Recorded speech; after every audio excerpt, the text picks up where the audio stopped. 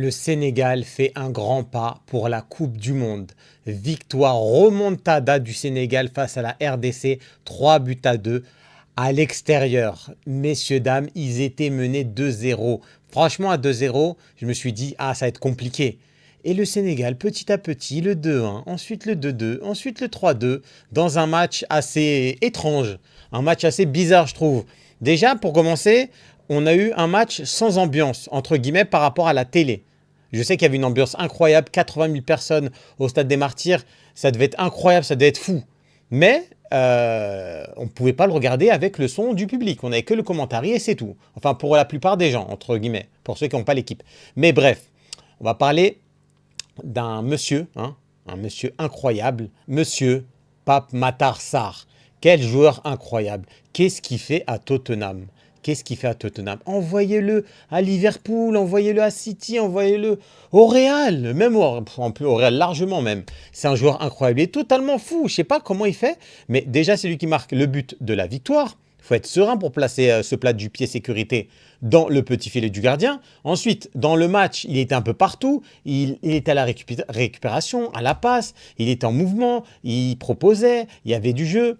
C'était intéressant à voir parce que franchement, des joueurs comme ça, il n'y en a pas souvent, il n'y en a pas beaucoup. Et lui, il apporte beaucoup de choses. Déjà, ce qu'on voyait à Tottenham, on savait qu'il était bon, on savait qu'il était fort. Mais dans un match à coup près comme ça, contre la RDC, à l'extérieur, dans un public de folie, tu as la pression, il y a plein de choses qui peuvent te perturber, comme le fait de, si tu perds et tu t'es mené 2-0, tu t'es mené 2-0. Ah, dans ta tête, au bout d'un moment, tu te dis, mais mince, on va pas aller en Coupe du Monde. Parce que là, si la RDC gagnait, c'était mort. C'était mort, il reste 2 matchs, avec 4 points d'avance. Faire des faux pas contre le Soudan du Sud ou des trucs comme ça, il n'y aura pas de faux pas. Et là, le Sénégal en gagnant, eux aussi de leur côté, il n'y aura pas de faux pas. Hein. Ils vont gagner leurs 2 matchs, ils vont aller au mondial, c'est clair et net. C'était la finale. La finale à pas perdre pour la RDC. Parce que la RDC, en faisant un match nul, elle restait toujours en tête. La RDC restait en tête en faisant un match nul. Elle menait 2-0. Ça c'est hallucinant. Tu mènes 2-0. Tu peux te permettre de même faire un match nul. C'est-à-dire concrètement, tu as 3 buts d'avance. On va dire, tu as 3 buts d'avance. Tu mènes 2-0 à domicile, dans un stade en folie. Gère la situation. Eh ben non, ils n'ont rien géré du tout.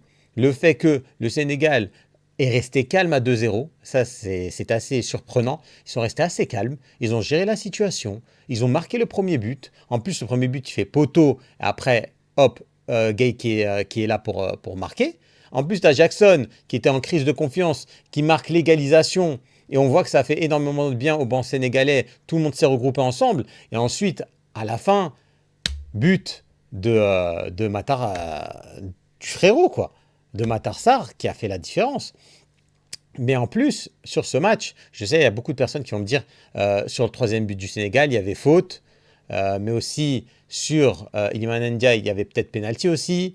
Le hors-jeu, on ne sait pas s'il y avait hors-jeu ou pas, puisque la caméra, bah, il n'y avait pas de caméra qui était sur la ligne. Il y avait plein de faits de jeu, il n'y avait pas de VAR, donc on va dire que ça s'équilibre. Mais dans le match en lui-même, ben, la RDC a déconné, je suis désolé. Le Sénégal a fait son match, le Sénégal a respecté le foot, donc ils ont cru jusqu'au bout. Parce qu'à 2-0, beaucoup d'équipes te disent, ah vas-y, c'est mort, on joue à l'extérieur, il y a 2-0, ça y est, c'est fini. Et le Sénégal a cru à sa chance. Et ça a marché, et ils ont réussi à avoir cette chance. Et maintenant, direction les États-Unis, le Mexique et le Canada, la Coupe du Monde 2026. C'est des matchs coup près, ça c'est comme des finales. La RDC ne peut pas se permettre de perdre des matchs comme ça, c'est impossible. T'es pas allé à la Coupe du Monde depuis 1974, t'as pas droit de faire ça à ton public, c'est interdit. Tu mènes 2-0, mais franchement c'est une folie. Hein. Franchement, si tu mènes 2-0, tu peux pas te prendre une remontada à domicile sur un match qui peut t'envoyer à la Coupe du Monde. C'est lunaire. À jamais de la vie, tu dois. Mais moi je dis, déjà force. Ouais, franchement, j'ai même pas les mots parce que moi, ça va, tu vois, je le vis pas. Mais imagine dans la tête d'un supporter, vivre ça au stade ou même devant la télé, ça doit être lunaire. Franchement, ceux qui ont vu le match et qui sont pour la RDC, dites-le moi, dites-moi comment vous avez vécu le match en fait. À quel moment vous êtes senti comment en fait. Parce que franchement, ça doit être terrible, ça doit être terrible. Après, c'est pas vraiment fini pour la RDC. Il y a des matchs de barrage, etc., etc. Mais c'est assez long et assez compliqué. C'est un peu relou, on va dire. Mais c'est vraiment dommage pour la RDC qui avaient leur destin. Ils avaient leur destin entre leurs mains. Et là, ils l'ont plus. Même avec un match nul, ils avaient encore leur destin entre leurs mains. Ils avaient un point d'avance. Et en jouant des équipes assez faibles, la RDC allait se qualifier en faisant un match nul. Et là, bah, elle n'a pas tenu. Il n'y a pas l'exigence du résultat. Pourtant, c'est dommage. La RDC, elle augmentait, elle augmentait, elle augmentait, elle augmentait. Son niveau s'améliorait énormément. Mais là, je sais pas. C'est peut-être l'expérience, je sais pas. C'est assez dommage pour eux. Et par contre, le Sénégal, bah, bravo, hein, Sénégal toujours aussi solide, qui nous sort toujours des petits joueurs super intéressants, hein. Bien sûr, Iliman Ndiaye qui était incroyable, Matar Sarr qui a été incroyable. Il y a eu des très très très bons joueurs, du très bon niveau, défense compacte. Sur les côtés, ça jouait très très correctement. Gay était bon. Ils ont fait la différence, même en sachant qu'ils ont dominé en première mi-temps, mais ils se sont pris deux buts coup sur coup. Par contre, le but de Bakambu, il est magnifique. Roulette, frappe en lucarne. Tu vois, il y a eu ce truc. Mais en fait, il y a eu. La RDC, ils ont eu une étincelle. Pendant, allez, 15 minutes, étincelle. Et ils ont mis deux buts, 2-0, et voilà. Et après, ils se sont arrêtés. Et c'est triste pour eux. Mais le Sénégal a fait la différence. Et bravo au Sénégal pour sa future qualification. Parce que je ne pense pas qu'ils feront de faux pas contre des petites nations de footballistique, comme on dit.